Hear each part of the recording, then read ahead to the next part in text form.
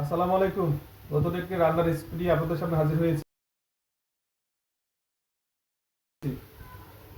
এইখানে প্রায় 2-2.5 কেজির মতো দেশি গরুর নলি আছে। আজকে শুক্রবার একটি স্পেশাল রান্না হবে। রান্নার পুরো ভিডিওটি দেখবেন, ইনশাল্লাহ ভালো হবে। পুরো রান্নাটা আমি নিজেই করব। পাতিলের মধ্যে সবগুলো হচ্ছে নলি ঢেলে দিলাম। এখানে এটা ম্যারিনেট করব।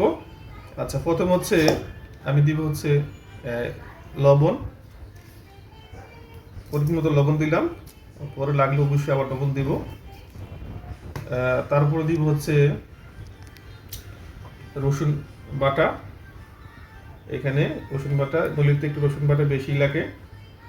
আর বিশেষ করে গরুর মাংসতে রসুন এবং আদা একটু বেশি দিলে সেটা হচ্ছে টেস্টটা একটু বেশি হয়। এটা হচ্ছে আদা, আদা দিয়ে দিচ্ছি।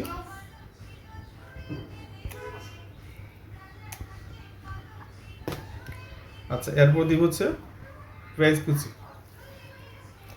পেঁয়াজ কুচিটা বেশি করে দিতে হবে। সবগুলো দিয়ে দিলাম।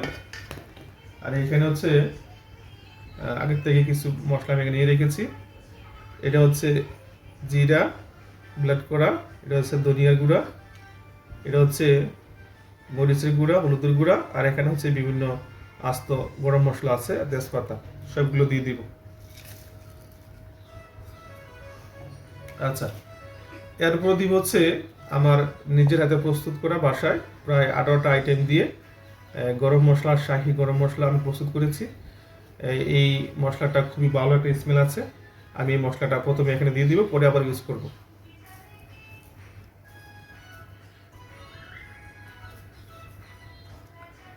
আচ্ছা, পরে কিন্তু আবার মশলা দিব। আর সর্বশেষ দিব হচ্ছে তেল। তেল দিয়ে দিচ্ছি পরিমাণ মতো।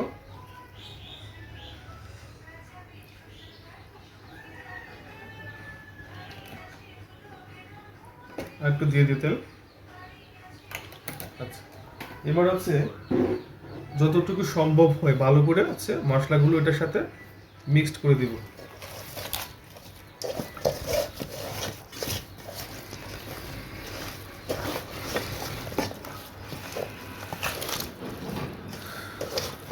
এই পাতিলে রান্না করব।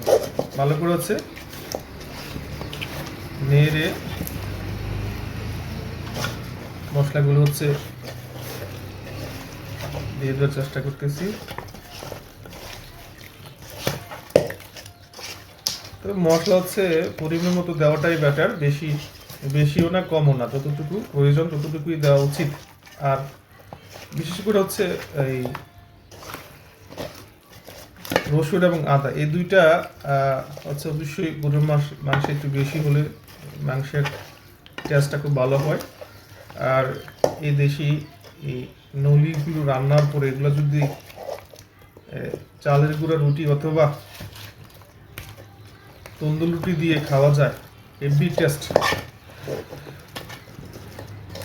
আপনারা যারা এই নলি পছন্দ করেন অবশ্যই আপনারা আমার ভিডিওতে কমেন্ট করবেন এবং আমার রেসিপি এই টোটাল রান্নার পদ্ধতি দেখে আপনারা নিজেরাও ইনশাল্লাহ বাসায় ট্রাই করতে পারেন। আশা করি ভালো হবে। বিভিন্ন জনে বিভিন্ন উপায়ে রান্না করে, তবে আমার এই রান্নার রেসিপিটা টোটাল হচ্ছে আমার নিজের একান্ত ব্যক্তিগত প্রক্রিয়া। আমি প্রায় এগুলো রান্না করে খাই, খুব ভালো লাগে। আচ্ছা, আমার প্রায় হচ্ছে এখানে মিক্স করা হয়ে গেছে। আমি এটা 10 মিনিটের জন্য রেখে দেবো। জি, এখন হচ্ছে এই প্রায় আমার হচ্ছে নলিগুলি কষাইছে। এখন আমি হচ্ছে এখানে এটার মধ্যে লেবুর রস ইউজ করব। লেবুর রস ইউজ করলে হচ্ছে কি হয়, এটা সিদ্ধটা খুব ভালো হয় এবং এর সাথে এক্সট্রা একটা স্বাদ অ্যাড হয়। তবে আপনারা শুরুতে লেবুর রসটা ইউজ করতে পারেন। আমি একটু শেষের দিকে ইউজ করি, কারণ হচ্ছে যে মশলাটা আগে যদি নলিগুলোর মধ্যে পৌঁছে তাহলে পরে হচ্ছে লেবুটা ইউজ করলে স্বাদটা ঠিক থাকে। আলহামদুলিল্লাহ, মোটামুটি কষানো প্রায় শেষ। এখন হচ্ছে আমি এখানে পর্যাপ্ত হচ্ছে পানি ইউজ করবো সিদ্ধ হওয়ার জন্য। পানি দিয়ে দিলাম।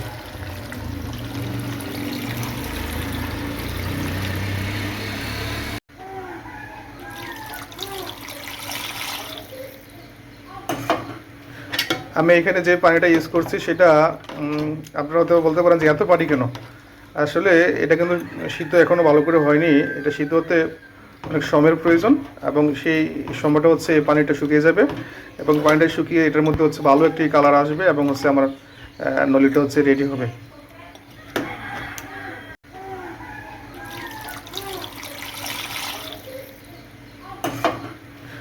আমি এখানে যে পানিটা ইউজ করছি সেটা আপনারা হয়তো বলতে পারেন যে এত পানি কেন। আসলে এটা কিন্তু সিদ্ধ এখনও ভালো করে হয়নি। এটা সিদ্ধ হতে অনেক সময়ের প্রয়োজন এবং সেই সময়টা হচ্ছে এই পানিটা শুকিয়ে যাবে এবং পানিটা শুকিয়ে এটার মধ্যে হচ্ছে ভালো একটি কালার আসবে এবং হচ্ছে আমার নলিটা হচ্ছে রেডি হবে।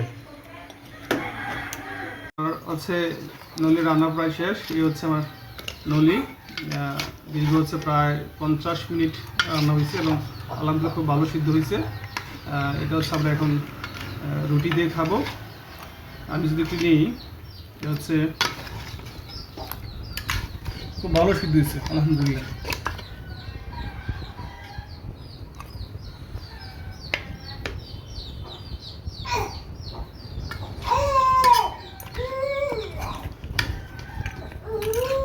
চামচটা ছোট হয়ে গেল, নলির সাইজগুলো খুব বড়।